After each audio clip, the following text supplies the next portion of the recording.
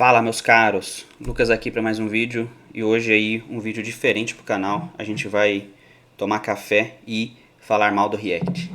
Brincadeiras à parte, semana passada eu fiz um post no LinkedIn, esse post aqui, deixa eu mostrar para vocês. E basicamente a ideia era levantar aí um questionamento com relação a diferenças de Angular e React, mas acho que engajou muito por conta do meme e tal. E aí hoje a gente vai falar um pouco sobre isso, que eu acho que faz sentido a gente falar.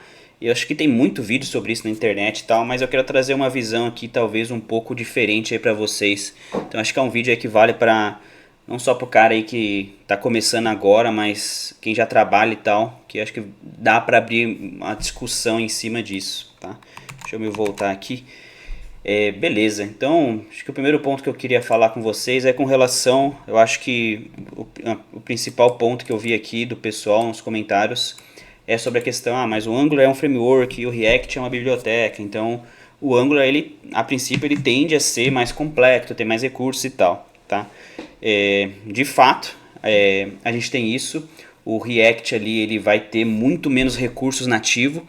Então eu até comentei ali alguns, o principal aí que eu sempre senti muita falta com o React e sofria com as bibliotecas é a questão do formulário, uma solução nativa para formulário.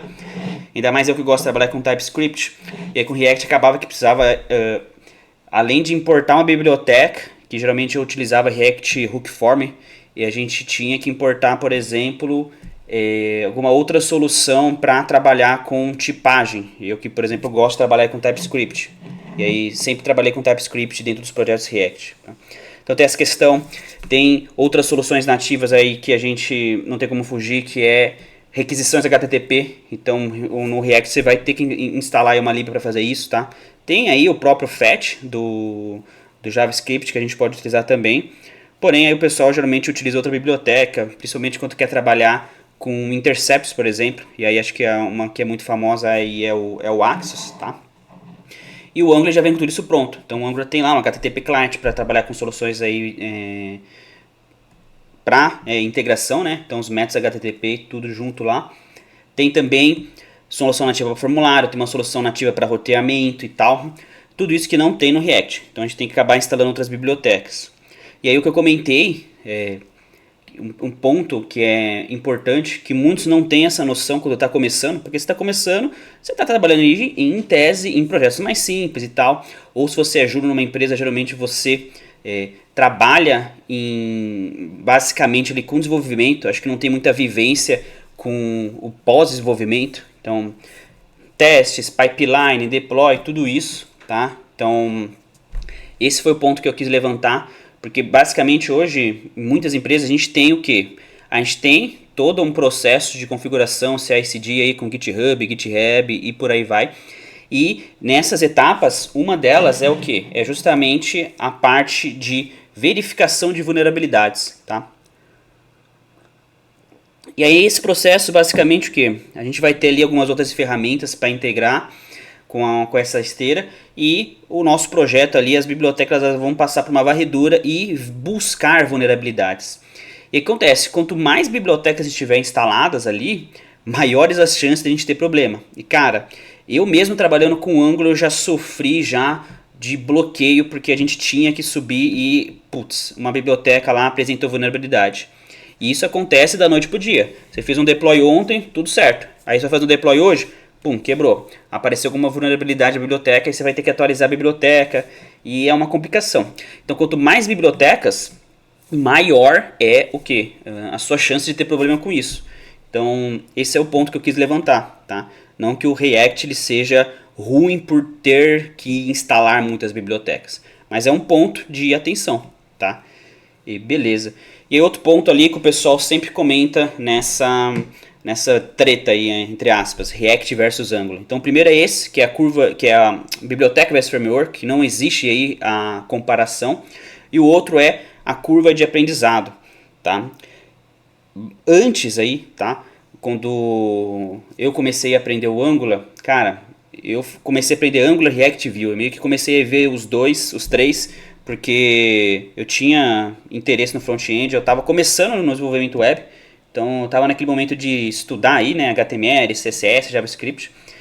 E aí vi aí essas possibilidades, aí comecei a estudar e basicamente fazendo aí projetos com todas elas.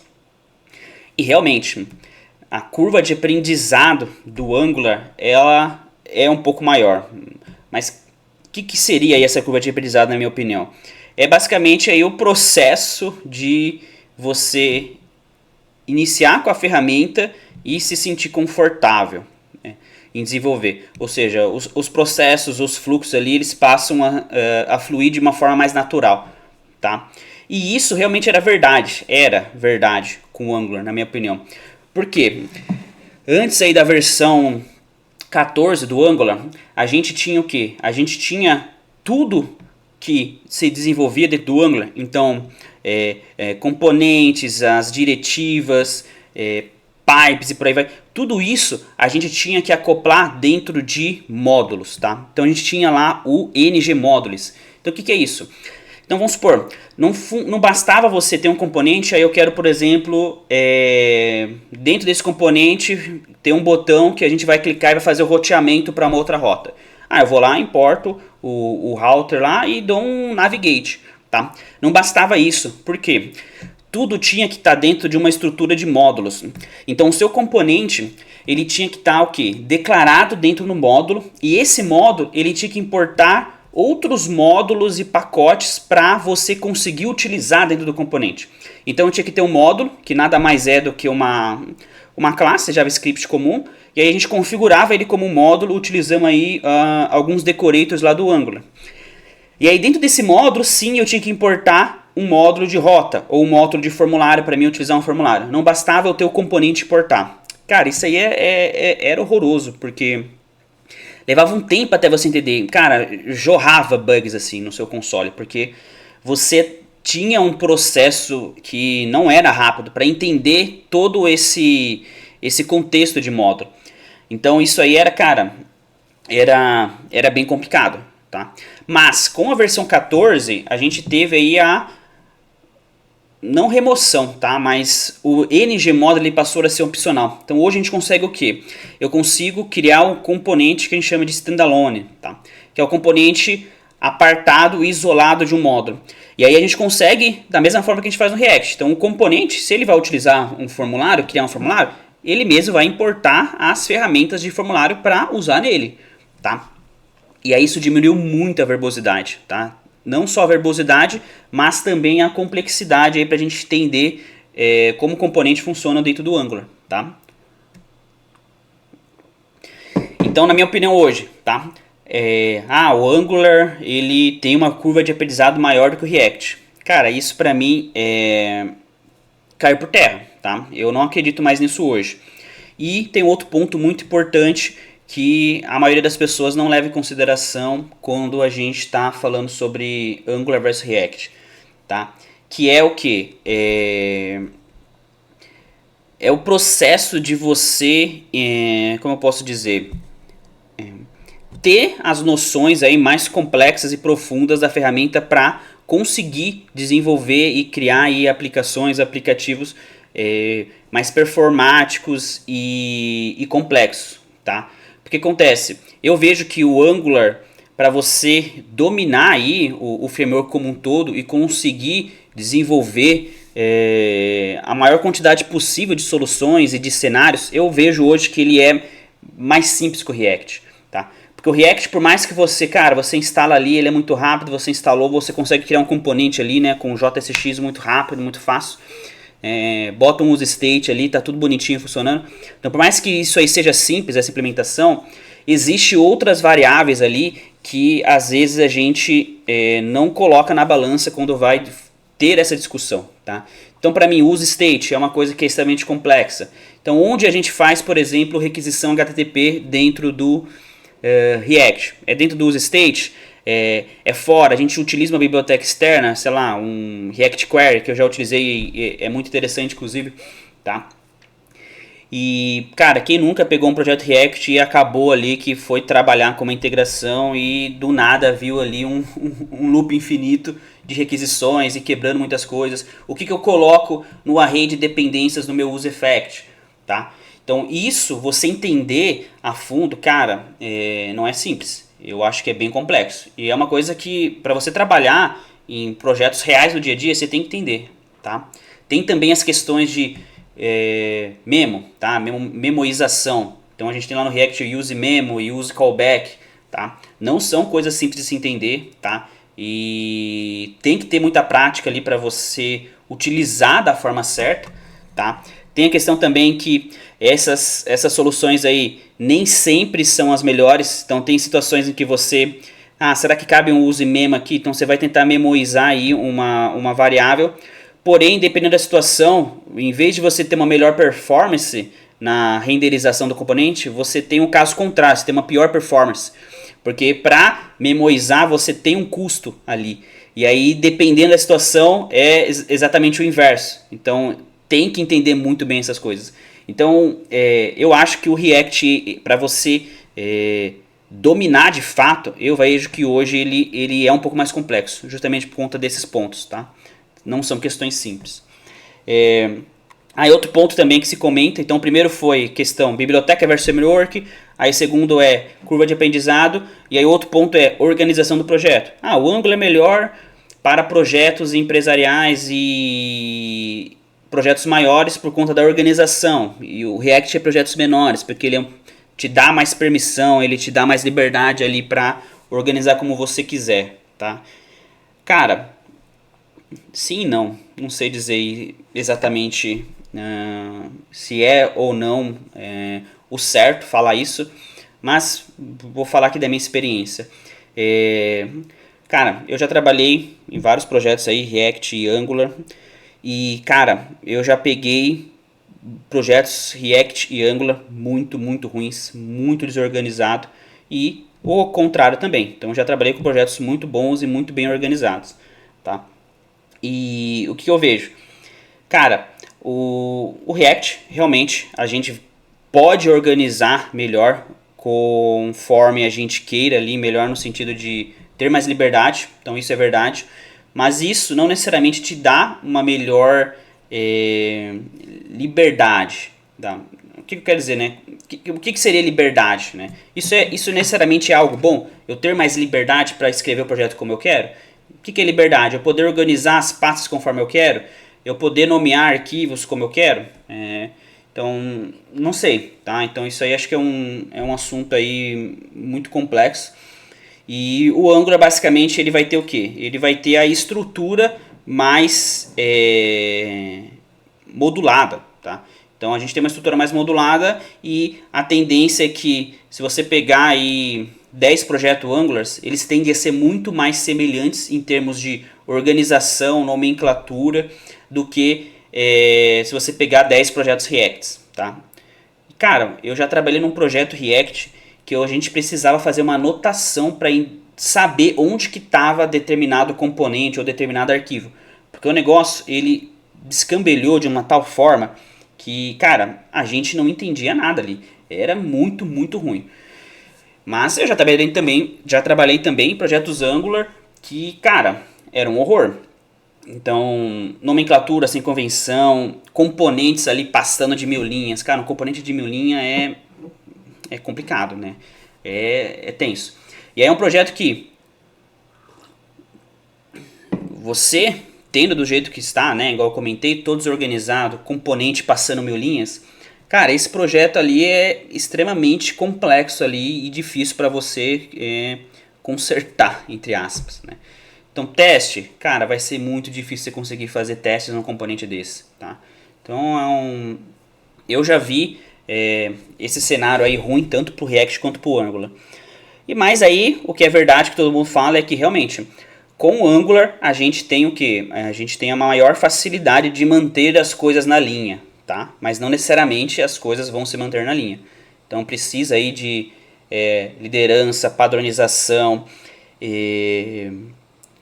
code review. Então isso aí é fundamental para manter, né, um projeto organizado. E se a gente tiver tudo isso alinhado e muito bem estruturado, cara, o seu projeto, tanto o Angular quanto o React, ele tende aí a crescer, escalar muito bem e ser muito bem organizado, tá? Mas a gente tem essa verdade, tá? Com o Angular, uma vez que é tudo mais modulado e opinado, a gente tem maior controle, tá? Mas isso aí é só um detalhe, tá? Beleza. Aí outro ponto que o pessoal falou bastante aqui nos comentários e tal. React é uma lib, a comparação não faz sentido. O ideal seria comparar, por exemplo, com Next.js, tá? Que aí para quem não conhece, o Next.js ele a princípio é um framework, né? A princípio não é um framework da Vercel, e o time do React eles indicam, acho que na própria documentação, utilizar aí o Next.js em soluções onde se faz necessário o uso de mais recursos e mais ferramentas, como por exemplo roteamento. Então o Next.js ele já vem com uma solução nativa de roteamento, que é aquela solução baseada em pastas, né? Então vamos supor, você quer uma rota produtos, tá? Barra produtos. Aí você vai criar lá dentro da pasta app do Next.js uma pasta produtos, e aí o componente que tiver ali dentro, o index, no caso ali o JSX ou TSX, é esse componente que vai renderizar ali quando a gente chama essa rota no navegador, tá? Que é uma solução de roteamento diferente do Angular, tá? Acho que não cabe aqui a gente conversar sobre, mas existe. Entre outras diferenças. Porém, o Next.js ele não tem também algumas soluções nativas, como foi a questão de formulários que eu comentei. Então você vai ter que continuar instalando aí um pacote para formulários e tal. E por aí vai, tá? HTTP, mesma coisa. Mas ele já vai te dar muito mais suporte aí para trabalhar com algumas soluções aí nativas, tá? E também tem a questão do server-side render, tá? Então, na minha opinião, eu fui introduzido ali, né, com esses conceitos de renderização do lado do servidor pelo Next.js, tá? Então eu vejo aí que foi a ferramenta aí que popularizou essas questões aí de renderização do lado do servidor, tá? Então tem isso também. E outra coisa, né? Realmente o pessoal comentava muito aí no passado, e com razão, que as soluções de renderização, né, de SSR, renderização do lado do servidor, que essas soluções do Angular, elas eram muito ruins em comparação aí ao Next.js, por exemplo. Cara, e realmente era verdade, tá? Então antes aí da versão 15 do Angular, se eu não me engano, a gente tinha o Angular Universal lá, que basicamente era quem permitia a gente fazer isso. Cara, e era uma merda, era muito ruim. Mas hoje, hoje a gente tem aí uma solução assim extremamente poderosa de renderização no lado do servidor de SSR com o Angular, tá? Inclusive tá vindo aí mudanças para a versão 19 assim sensacionais. Uma delas aí é a hidratação incremental. Inclusive eu tenho 2 vídeos aí sobre, eu vou deixar aqui nos comentários. Um vídeo que eu fiz aqui no canal, que a gente pegou e destrinchou um projeto Angular com SSR, e aí eu fui explicando as pastas, fui explicando os conceitos. E tem também uma palestra que eu fiz semana passada lá no Angular São Paulo, que eu falei também de SSR. Então eu vou deixar o link aqui também para vocês darem uma olhada. Então é isso. E aí a gente tem então uma solução extremamente poderosa hoje. Então hoje não dá mais para a gente falar que, cara, o Angular ele não é uma ferramenta boa para a gente trabalhar em projetos onde a gente precisa de CEO, renderização do lado do servidor e por aí vai, tá? E pessoal, um outro ponto, assim, extremamente importante, e aí a gente já pode meio que concluir aqui já o vídeo, é a questão de, cara, qual o melhor framework, qual a melhor ferramenta a gente vai ter para o nosso projeto, tá? Então, tudo que eu falei aqui, eu acho que faz sentido você colocar na balança, mas tem uma coisa que a gente tem que olhar sem emoção, e eu acho que é fundamental, que é entender, cara, qual que são aí as competências do time, tá? Porque às vezes você quer colocar uma ferramenta aí, uma ferramenta da modinha, uma ferramenta moderna, uma ferramenta frufru, só que, cara, o seu time não tem experiência nenhuma com isso. Então, como é que você vai fazer, tá? É igual eu já vi tech lead, eu já vi caras ali experientes propondo substituir totalmente uma stack de projetos, sendo que o time não tinha nenhuma experiência, né? Os caras estavam trabalhando com Django ali na construção aí dos backends, e o cara veio que não, vamos colocar um Golang aqui que é muito mais rápido, performático, muito mais escalável, né? Inclusive esse termo aí é totalmente deturpado aí na comunidade, escalável, né? O que é isso? A maioria dos caras só fala e nem sabe o que é, nunca trabalhou na prática e vem com esse papinho furado, tá? Então, é isso, tá? Eu acho que o fundamental é sentar e entender, quais são as competências do time, tá? Pô, os caras trabalham aí, já tem muita experiência com o React. Cara, o React é a melhor solução para o seu projeto. Ah não, a gente tem metade do time aqui que trabalha com Angular, a outra está estudando ou nunca trabalhou, mas tá disposta a aprender. Cara, é o Angular que é a melhor ferramenta para o seu projeto. Tá? Então eu acho que isso aí é fundamental na escolha. Eu acho que vem antes de qualquer paixão, de qualquer argumentação, ou seja, técnica, organizacional de projeto. Tá? Cara, eu acho que é isso. Achei legal fazer esse vídeo colocando um pouco da minha experiência e tentando trazer um pouco do que a gente tem hoje na comunidade em termos aí de discussão sobre essas ferramentas aí de desenvolvimento front-end e trazer um pouco também da minha opinião com relação à minha experiência com Angular e React. Outra coisa também, né? Muita gente opina, mas o cara só trabalhou com Angular, só trabalhou com React. E aí, né, fica complicado, porque como é que você vai dar uma opinião de comparação entre duas ferramentas se você não teve a vivência com as duas, tá? E vivência não é só você ir lá e fazer aí a maratona stack das empresas aí de venda de curso, fazer a maratona lá, criar um projetinho e acabou, tá? Eu acho que a gente tem que ter a vivência muito além disso, né? A vivência aí corporativa, projetos grandes, projetos com time, muitas pessoas atuando, com teste, com pipeline, deploy e por aí vai, tá? Então, esses aí são os meus 2 centavos de contribuição nessa discussão. E é isso, pessoal. Eu vou deixar os vídeos aqui que eu comentei com relação a Angular e Server-Side Render. E se inscreva no canal, acompanhe aí. A gente vai ter em breve muito conteúdo de Java, tá? Então, hoje o canal a gente só tem vídeos aí sobre Angular. Eu estou trabalhando na playlist lá. Então, terminando a playlist, a gente vai falar sobre um pouco de Java. Então já estou preparando algum conteúdo de Java também. Então se inscrevam, ativem o sininho e até mais. Vou terminar meu café aqui.